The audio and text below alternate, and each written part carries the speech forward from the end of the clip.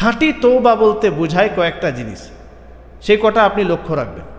কয়েকটা পয়েন্ট বা কয়েকটা কথা খাঁটি তওবার ক্ষেত্রে মনে রাখতে হবে। কারণ এই কথাগুলো বা এই পয়েন্টগুলো যদি আপনি খাঁটি তওবার ক্ষেত্রে মনে না রাখেন তাহলে আপনার তওবা কিন্তু কবুল হবে না।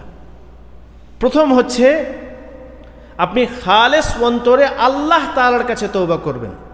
আল্লাহ তাআলার সন্তুষ্টি এবং আল্লাহ তাআলার ভয় আপনার অন্তরে কাজ করবে এবং আল্লাহ তাআলার জন্য, আল্লাহ তাআলার কাছে আপনি তওবা করবেন, কোনো মানুষকে দেখানোর জন্য না। যেন আমি একবার ইস্তেগফার করলাম, তওবা করলাম, কোনো মানুষকে দেখানোর জন্য, অন্য কোনো উদ্দেশ্য, জি না। খালেস অন্তরে আল্লাহ তাআলার কাছে আপনি তওবা করবেন, প্রথম। দ্বিতীয় হচ্ছে যে আপনি যেই গুনাহ করে ফেলেছেন সেই গুনাহের জন্য লজ্জিত হবেন, অনুতপ্ত হবেন। কারণ আল্লাহ রাসূল সাল্লাল্লাহু আলাইহি ওয়াসাল্লাম বলেন, আন-নাদামু তাওবাতুন, আন-নাদামু তাওবাতুন। অনুতপ্ত হওয়াই তওবার মূল বিষয়। মানে আপনি লজ্জিত হবেন, অনুতপ্ত হবেন যে আপনার থেকে ভুল হয়ে গেছে, এই ভুল আপনি জেনে না জেনে করে ফেলেছেন।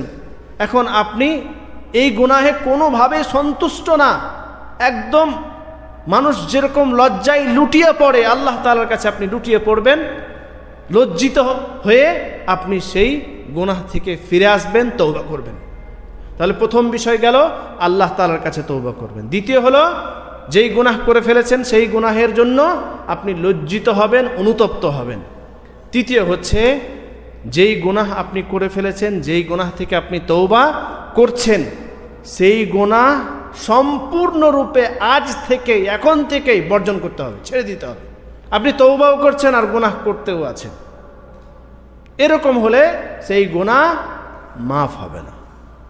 এখনই আপনাকে ছাড়তে হবে। এই মাত্র আপনি তওবা করছেন আর এখনই এই গুনাহ সম্পূর্ণরূপে আপনি ছেড়ে দিবেন।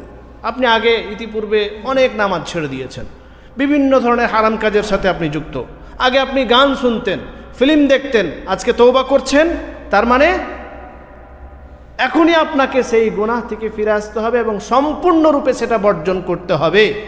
সেই গুনাহের কাজ আর করলে হবে না। চতুর্থ হচ্ছে,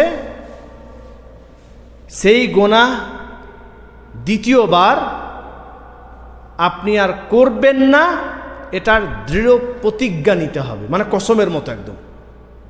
উদাহরণস্বরূপ, আপনি আজকে তওবা করছেন যে আমি প্রত্যেক রাত্রে কানে হেডফোন লাগিয়ে গান শুনতাম,